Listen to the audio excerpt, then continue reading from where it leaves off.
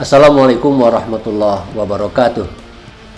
Selamat datang kawan-kawan sekalian pada perbincangan gerakan guru berkualitas.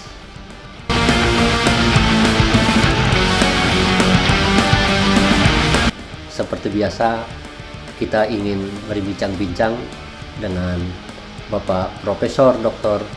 Haji Husni Rahim. Assalamualaikum Pak Husni. Waalaikumsalam. Nah, Bapak sehat Pak? Alhamdulillah. Kita ingin melanjutkan perbincangan pada waktu yang lalu di channel Gerakan Guru Berkualitas. Dari perbincangan yang lalu, ternyata untuk menjadi guru yang berkualitas itu pertama kali harus melihat ke diri sendiri terlebih dahulu. Rupanya begitu. Tetapi Pak Husni, saya kira ada masalah pada kenyataannya. Menjadi guru itu kan katakanlah terpaksa. Menjadi guru itu terpaksa. Terpaksa kenapa? Nggak ada pekerjaan yang lain. Atau ya orang tuanya yang memaksa Pak Husni. Kamu saya sekolahkan, kalau sudah selesai kuliah jadi guru. Kan ada orang tua yang begitu. Iya, betul. Atau yang bisa kita pahami secara positif juga, kiainya di pondok memesankan kamu kalau sudah selesai nanti jadi guru, gitu, jadi ustaz. Jadi itu kan terpaksa Pak Husni. Kawan-kawan sekalian, banyak juga yang menjadi guru itu nggak sengaja, iseng-iseng. Dari ceritanya menjadi guru itu enak. Wah, gimana kalau saya jadi guru? Ada bentuk lain Kak Husni. Menjadi guru itu susah, sulit banget. Ada orang yang tertantang karena dibilang menjadi guru itu susah. Gimana kalau saya coba? Jadi coba-coba sifatnya menjadi guru itu, gitu kan. Lalu terjadilah proses sehingga seseorang menjadi guru. Kalau tidak salah ingat waktu pembicaraan yang lalu bersama Pak Husni, jumlahnya itu dari hasil penelitian ada sekitar 48% yang terbuka kemungkinan seperti itu. Jadi ada faktanya sekitar 48%. Atau katakanlah separuh dari guru yang ada sekarang, bisa jadi nanti juga masih begitu. Menjadi guru itu bukan panggilan hatinya Pak Husni. Terpaksa atau iseng-iseng lah, coba-coba.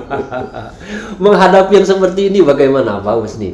Mohon wawasannya nanti untuk kawan-kawan saya sebagai guru atau anak-anak muda yang masih sekolah, masih kuliah saat ini barangkali terhadap kenyataan seperti itu.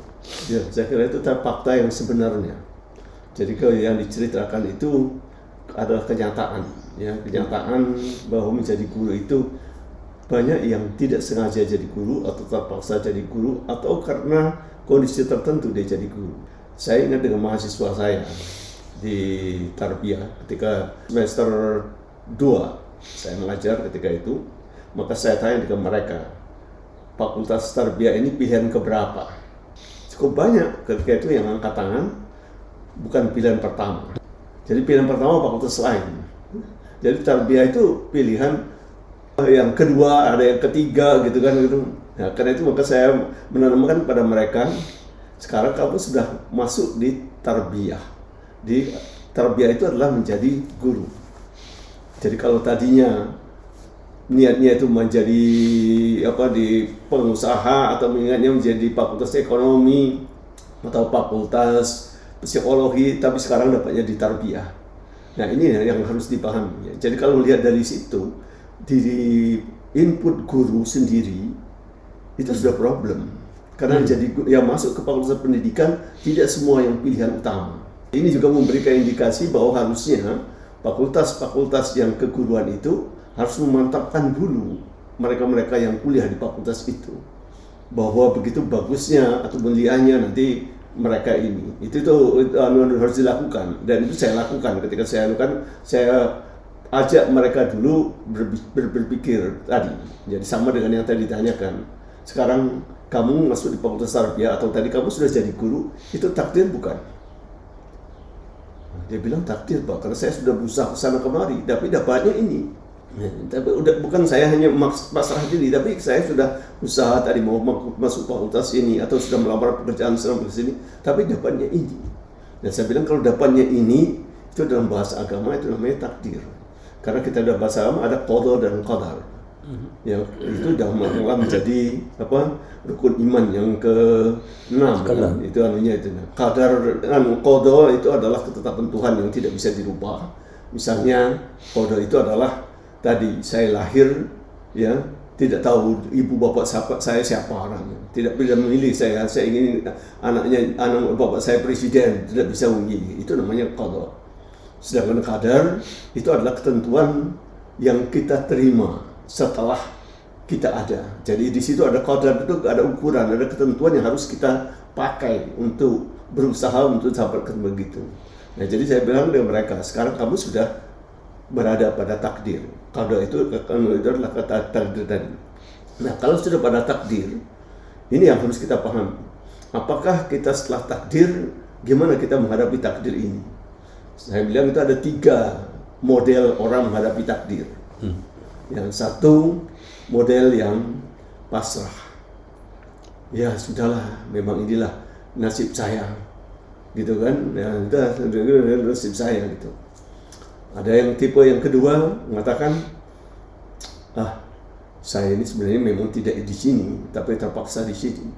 Hatinya ada penolakan yang menunjukkan rasa ketidakpuasan dia berada di situ.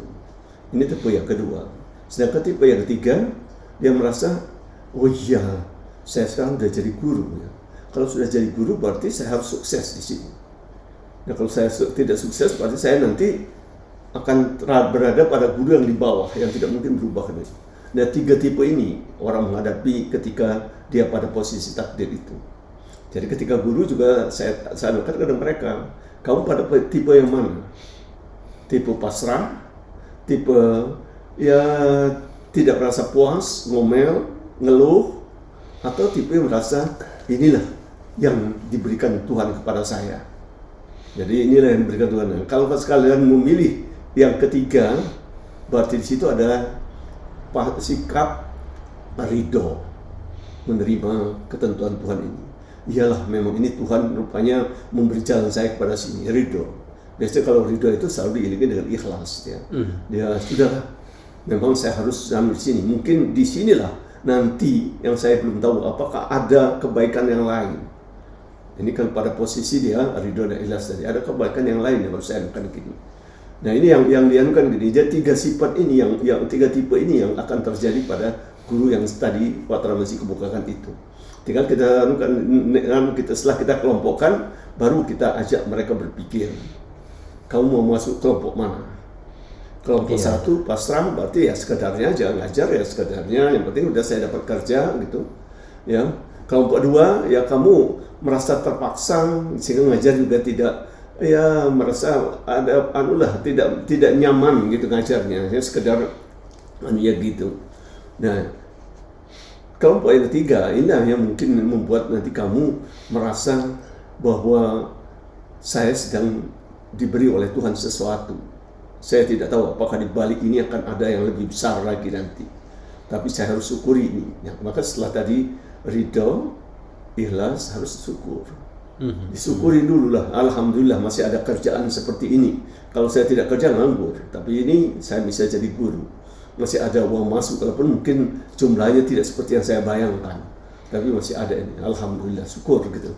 Nah kalau dia sudah ada 3 sikap ini, ya, sikap ridho, ikhlas, dan syukur. Karena salah satu dari syukur itu adalah tadi mensyukuri, itu artinya apa? Menikmati apa yang ada dan berusaha ya merasakan ya sesuatu yang nyaman bagi dirinya, nikmat bagi dirinya. Ya, jadi rasa nikmat bagi dirinya jadi guru itulah nanti akan membuka peluang dia bagaimana untuk menjadi guru yang bagus. Semangat dia untuk belajar itu akan muncul di situ. Pada tahap ini berarti ketika kawan saya masuk menjadi guru itu, yang saya katakan tadi terpaksa Ya. atau iseng-iseng gitu kan ya, ketika sudah dijalani, pertama kita harus punya sikap dulu. Lalu disarankan oleh Bapak, sikapnya itu bisa kita gunakan dengan pendekatan agama, itulah takdir. Nah, takdir itu mengakibatkan bagaimana cara kita menyikapinya. Saya kira begitu kawan-kawan sekalian. Terima kasih Pak Husni atas pencerahannya. Kita akan perbincangkan lebih lanjut pada kesempatan yang akan datang. Kawan-kawan sekalian, jangan lupa kembali ke channel ini dan jangan lupa subscribe dan bagikan kepada kawan-kawan yang lain di tempat yang lain, sehingga apa yang disampaikan oleh Pak Husni tadi menjadi bahagian dari amal ibadah kita, menyebarkan kebaikan. Terima kasih. Wassalamualaikum warahmatullahi wabarakatuh. Waalaikumsalam.